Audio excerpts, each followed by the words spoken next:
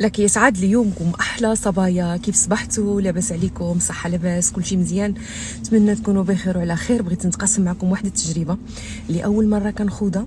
خديت النصيحه من صديقه قبل ما تكون معالجه نفسيه. انا في هذه الفترات الاخيره دائمه البحث عن اكتشاف نفسي، اكتشاف النواقص في نفسي، اكتشاف لماذا يصل الاشخاص الغلط لحياتي، علاش بعض المرات كنخليو دي ريلاسيون توكسيك في حياتنا، شنو اللي كيخلينا نستحملوا وضعيات نحن لا نرضى بها. كل شيء عنده الاوريخن، عنده الاصل في الداخل ديالنا وفي الصغور ديالنا وفي الطفوله ديالنا. كاين امور حنايا ماشي نسيناها، ولكن مين كنتفكروها الصغور ديالنا، ملي كنتفكروها كنقولوا مع راسنا عادي. ديك القضيه اللي كتعمل عادي كتكون كتكذب على راسك. هي خلات لك الضربه وخلات لك الاثر من داخل، ولكن العقل الباطن ديالك مخبع عليك، يستنى فوقاش يطرطق عليك برا. فهاد الايامات الاخريه كامله وهي مين كنهضر معاها كتقول لي شريفه غتشبر في الليل من يكون ساليتي كل شيء ولحظه صفاء، لحظه هدوء، كل شيء في الدار في موطعو، غتشبر واحد الورقه بيضاء وستيلو وغادي تكتب شني الحاجات الشريفه اللي كيقصحوك. اسمح لي حسنا، انا في الاول قلت هذه سي نابورت كوا، زعما كتقول لي غير هيدا وصافي. لأفاجأ البارح بالليل انني شبرت الورقه وستيلو. اش كيوقع لك؟ حاولوا تجربوها غتعاونكم.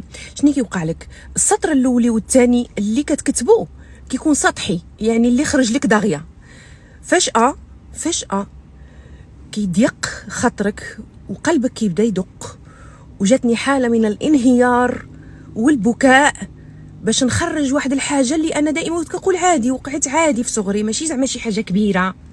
فكيف ما كنقول لكم الاوليه الثانيه اشياء اللي كتجيني انا عاديه، ماشي شي حاجه كبيره. جيت السطر الثالث، نخط السطر الثالث، ما ظنيتش بديك الصعوبه غنكتب ديك الجمل. وكتشوفوا ديك العوز تدوين ملي كيبغيوش يشبروا لهم الحاجه وكيطرطقوا بالبكي. مرعب ما احسست به في ديك اللحظه، مع ان ما وقع كنت كنقول لراسي دائما عادي هذا الشيء هذا كيوقع، فهمتي، يوقع في العائلات كاملين كيوقع. لا، خلات الضربه في النفسيه ديالي، وانا نكرهها وما كنبغيش نخرجها. وطول ما انني ما تواجهتش معاها وما نزلتش على ورق اليوم وغدا وبعده، ما عمري ما نقدر نتصالح مع ما حدث.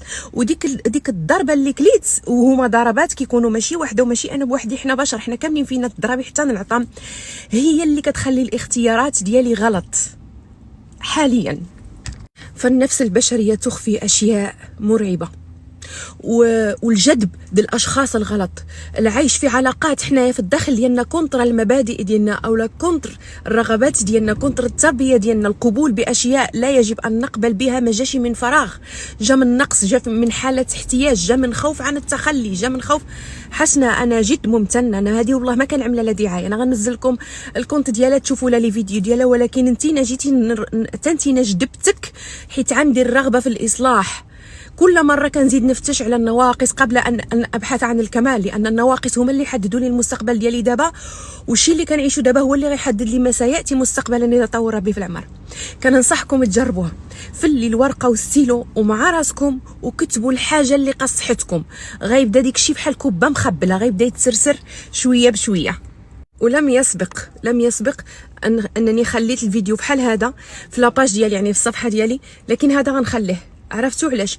لان كنحتاج كوم اون ثيرابي، كنحتاج الناس اللي جربوا هذا الشيء سابقا او لا غيجربوه ملي يسمعوا الكلام ديالي يتقاسموا معايا التجربه. اعلم انه ليس بالسهل، وماشي الناس كاملين كتقبل على راسها هذا التحدي، انها تقول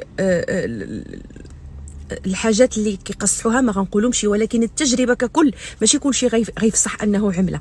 ولكن كنتمنى اننا نوقف وقفه تامل مع النفس، مصارحه النفس، محاوله تقبل ما مضى، والمضي قدما على الله، ما يبقاش الواحد يجلب الاشخاص الغلط ويجلب المشاكل ناحيته.